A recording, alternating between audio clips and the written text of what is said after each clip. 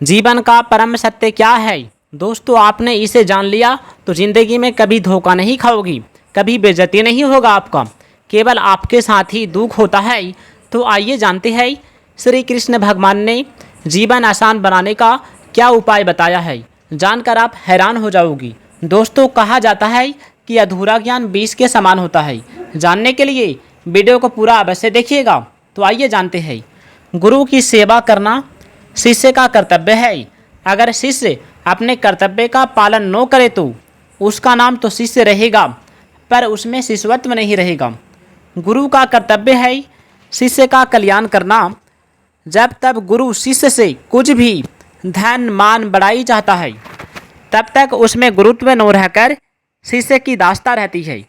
बाहरी शरीर और भीतरी शरीर, मन की शुद्धि का नाम शौच है। जल, मिट्टी, साबुन आदि से बाहरी शरीर की शुद्धि होती है तथा दया, क्षमा, उदारता आदि गुणों से भीतरी शरीर यानी कि मन की शुद्धि होती है। जिनके साथ अपना घनिष्ठ संबंध रखे उनकी सेवा करी, उन्हें सुख पहुँचाइए, पर उनसे सुख लेने का उद्देश्य न रखे। एकांत जंगल में जाकर अकेले रहते हुए या मान लेना कि मैं एकांत स्थान में हूँ, वास्तव में भूल ही है, क्योंकि सारे संसार का बीज यह शरीर तो साथ ही होता है। वास्तव में जब तक शरीर होने का अहंकार नष्ट नहीं होता, तब तक सारे संसार से संबंध बना ही रहता है, चाहे कितना एकांत स्थान पर चले क्यों न जाए। भगवान के हर जगह सिर, मुंह, नेत्र, हाथ, पैर और कान है। उनका दर्शन कहीं भी किया जा सकता है।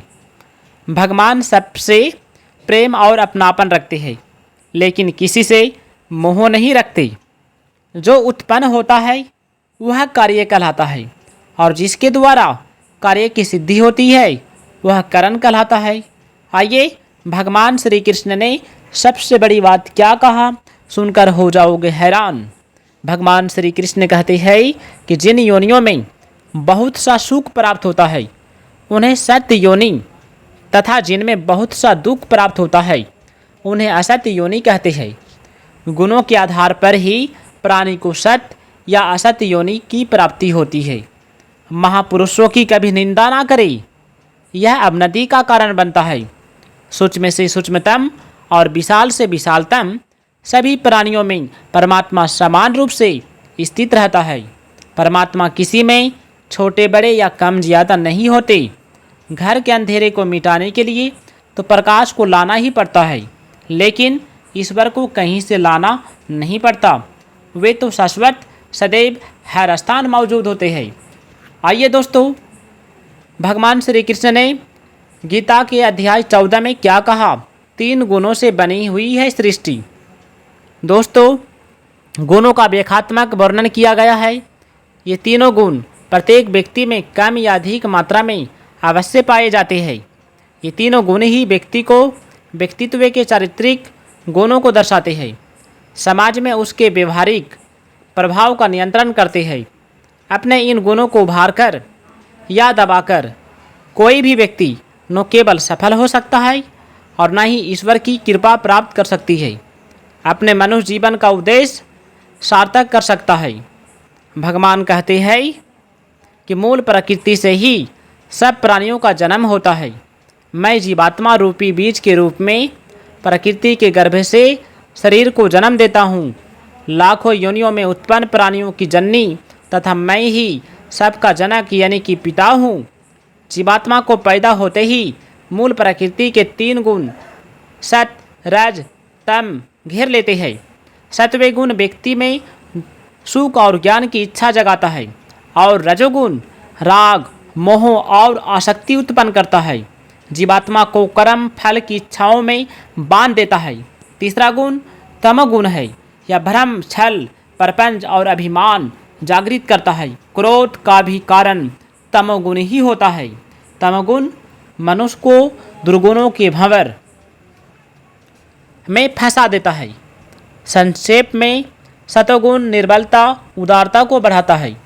रजोगुण काम, लोभ तथा संग्रह की वृत्ति बढ़ाता है, तथा तमोगुण दोनों गुणों पर हावी होकर दुर्गुण बढ़ाता है। जिन लोगों के जीवन में सतोगुण की अधिकता होती है वे स्वर्ग आदि दिव्य लोकों में स्थान पाते हैं। रजोगुण प्रधान जन पुनः धरती पर जन्म लेते हैं। इसी प्रकार तमोगुणी जन नरक भोगते हैं तथा कीट पतंगों की योनियों में जन्म लेते हैं। जो भी व्यक्ति विवेक पूर्वक तीनों गुणों में नहीं फंसता वह जन्म मृत्यु के दुख को पार करके परमानंद को प्राप्त करता है।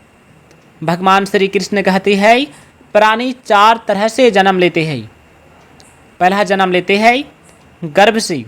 गर्भ से जन्म लेने वाले मनुष्य वे पशु आदि होते हैं और अंड से जन्म लेने वाले पक्षी सर्प आदि होते हैं। स्वेद या पसीने से पैदा होने वाला जूं लिक इत्यादि होती है तथा उद्भिज या पृथ्वी को फोड़कर उत्पन्न होने वाला वृक्ष लता आदि इन्हें क्रमशः जरायुज अंडज स्वदेज उद्भिज कहते हैं। सत्व रज और तम नामक तीनों गुण प्रकृति से ही पैदा होते हैं और शरीर में स्थित जीव आत्मा को नाशवान शरीर से बांध देते हैं। इससे यह भाव पैदा होता है मैं शरीर हूँ और शरीर मेरा है। तीनों गुणों में सत्व गुण सबसे निर्मल और स्वच्छ होने के कारण व्यक्तित्व को प्रकाशित करने वाला है।